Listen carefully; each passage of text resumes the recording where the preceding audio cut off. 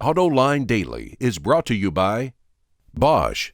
The number of clean diesel models in North America will double by 2014. Bosch Clean Diesel. Good, clean, fun. Bridgestone. Your journey, our passion. Dow Automotive Systems. Improving durability and increasing design flexibility with Betamate structural adhesives at dowbetamate.com. And by the 2013 Hyundai Sonata. Learn more at HyundaiSonata.com. Welcome to Autoline Daily. It's Thursday, August 9th, 2012, and I'm Peter De Lorenzo, the Auto Extremist, bringing you the latest news from the automotive beat. And now, the news. The economic crisis in Europe is causing all kinds of problems. It's especially impacting the car business. In spite of this, German automakers are doing quite well, though the same cannot be said for their French counterparts. The Germans ran into emerging markets, especially China, to increase their sales volume, and now Renault is trying the same strategy, but with a twist. Bloomberg reports the company is making a big push into Africa in hopes of boosting sales. Right now, it's building the largest assembly plant on the continent. The €1 billion facility is in the Moroccan city of Tangier, located at the Strait of Gibraltar. It will have an annual capacity of 400,000 units, dwarfing other plants in Africa. Renault will build several low-cost Dacia models there. In related news, Greece is in a financial meltdown.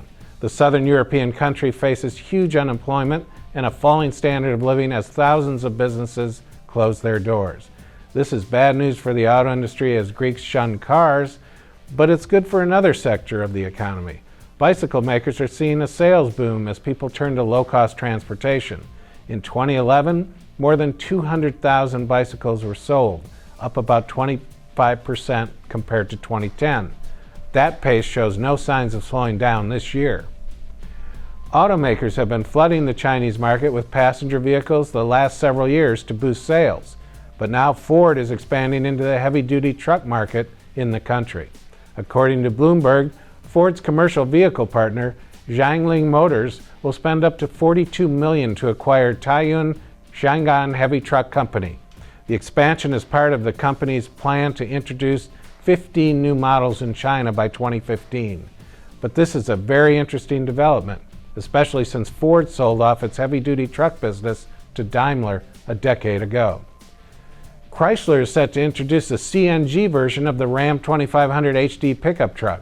According to Ward's Auto, the truck is powered by a 5.7-liter Hemi V8 that runs on both gasoline and compressed natural gas, and it's only available as a 4x4.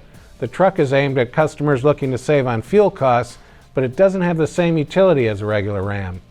Two 34-gallon tanks for the CNG are in the flatbed, and its towing capacity is lower, 7,600 pounds compared to 10,400 pounds for a comparable gas-powered Ram.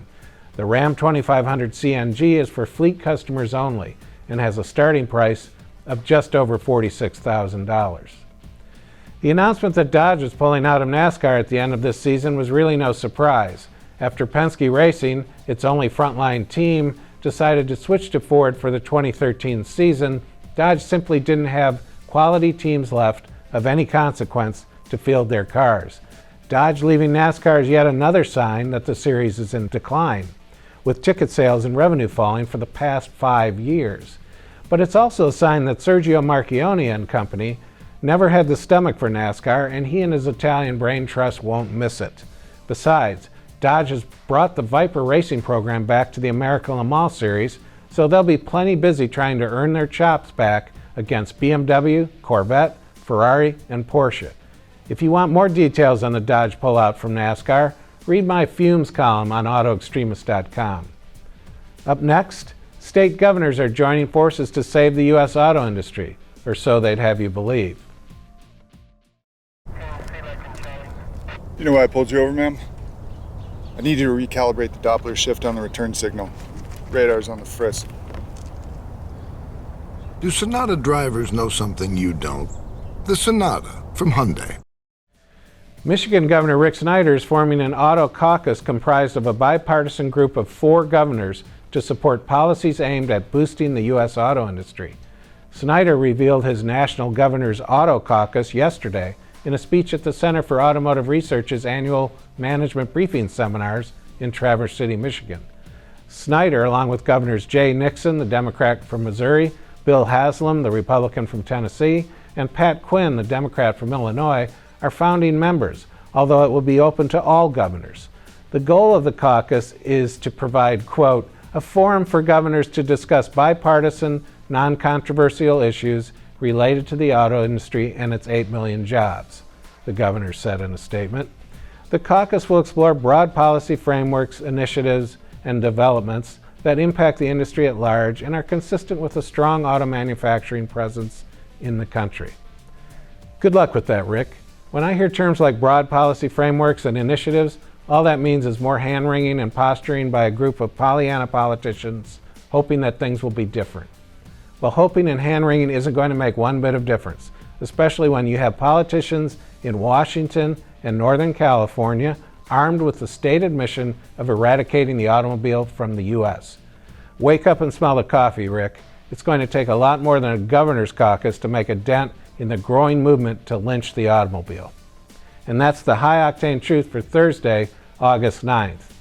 And that's also the end of today's show, but make sure you check out tonight's episode of Autoline After Hours. I'll be there along with Johnny Mack, plus Michelle Krebs from Edmunds.com and Carl Brower of TotalCarScore.com. The live show starts at 6 p.m. Eastern Time at Autoline.tv. Be there, or well, just be there. Closing things out, I'm Peter De Lorenzo, the Auto Extremist. Thanks for your patronage, and we'll see you this evening.